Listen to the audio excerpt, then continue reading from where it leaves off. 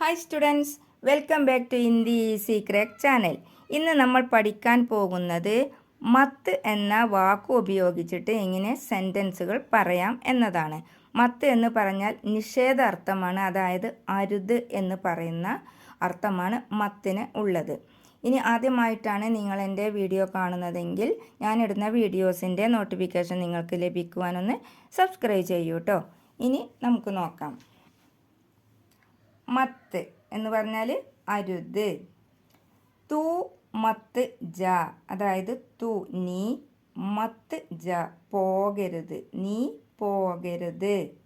അടുത്തത് തും എന്നാണ്. തും എന്ന് പറഞ്ഞാൽ നിങ്ങൾ. തും മത്ത് ജാവോ, നിങ്ങൾ പോകരുത്. അപ്പോൾ ഇവിടെ ജാവോ എന്ന് വന്നത് എന്തുകൊണ്ടാണെന്നോ, തും എന്ന് വന്നതുകൊണ്ടാണ് കേട്ടോ. ഇവിടെ തു എന്ന് വന്നപ്പോൾ ഇവിടെ ജാ എന്നായി. ഇവിടെ തും എന്ന് വന്നപ്പോൾ മാറ്റം ജാവോ, ഓ എന്നില്ല ശബ്ദമാണ് ഇവിടെ അവസാനിക്കുന്നത് കേട്ടോ. അതുപോലെ തന്നെ തും മത്ത് ബൈട്ടോ, അതായത് നിങ്ങൾ ഇരിക്കരുത്. തും എന്ന് പറഞ്ഞാൽ നിങ്ങൾ, മത്ത് ബൈട്ടോ ഇരിക്കരുത്. അടുത്തത് ആപ്പാണ് വരുന്നത് ആദ്യം കേട്ടോ. ആപ്പ് എന്ന് പറഞ്ഞാൽ താങ്കൾ. ആപ്പ് മത്ത് ജായിയേ, താങ്കൾ പോകരുത്. അപ്പോൾ ഇവിടെ ആപ്പ് വരുമ്പോൾ ഇയേ എന്നുള്ള സൗണ്ട് വെച്ചിട്ടാണ് അവസാനിപ്പിക്കുക. ആപ്പ് മത്ത് ജായിയേ, താങ്കൾ പോകരുത്. അടുത്തത് തു ആണ്. തു ഉദർ മത്ത് ജ, നീ അവിടെ പോകരുത്. ഉദർ എന്ന് പറഞ്ഞാൽ അവിടെ. തു ഉദർ മത്ത് ജ, നീ അവിടെ പോകരുത്.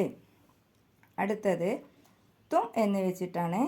തും ഉദർ മത്ത് ജാവോ, വീണ്ടും തും എന്നാണ് വന്നിട്ടുള്ളത്. അപ്പോൾ ഇവിടെ ഓ എന്ന സൗണ്ട് കൊണ്ടാണ് അവസാനിപ്പിക്കുക അവസാനം. അപ്പം തും നിങ്ങൾ, ഉദർ അവിടെ, മത്ത് ജാവോ പോകരുത്. അടുത്തത് ആപ്പ് വെച്ചിട്ടാണ്. ആപ്പ് ഉദർ മത്ത് ജായിയെ, വീണ്ടും ആപ്പ് വന്നു. ഇവിടെ അവസാനിക്കുന്നത് ഇയെ എന്ന് വെച്ചിട്ടാണ്. അപ്പം ആപ്പ് ഉദർ, താങ്കൾ അവിടെ, മത്ത് ജായിയെ പോകരുത്. ഇപ്പോൾ മനസ്സിലായല്ലോ. ഇപ്പം തും എന്ന് വരുമ്പോൾ അവസാനിപ്പിക്കേണ്ടത് ഓ എന്ന് വെച്ചിട്ടാണ്. ആപ്പ് വരുമ്പം ഇയെ എന്ന് വെച്ചിട്ടാണ് സെൻറ്റൻസ് അവസാനിപ്പിക്കുക. അപ്പം തു എന്ന് പറഞ്ഞാൽ നീ, തും എന്ന് പറഞ്ഞാൽ നിങ്ങൾ, ആപ്പ് എന്ന് പറഞ്ഞാൽ താങ്കൾ.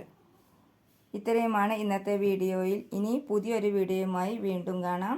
ഈ വീഡിയോ നിങ്ങൾക്ക് ഇഷ്ടമായെങ്കിൽ ഒന്ന് ലൈക്ക് ചെയ്യുക, ഷെയർ ചെയ്യുക, മറക്കാതെ സബ്സ്ക്രൈബ് ചെയ്യുക. താങ്ക്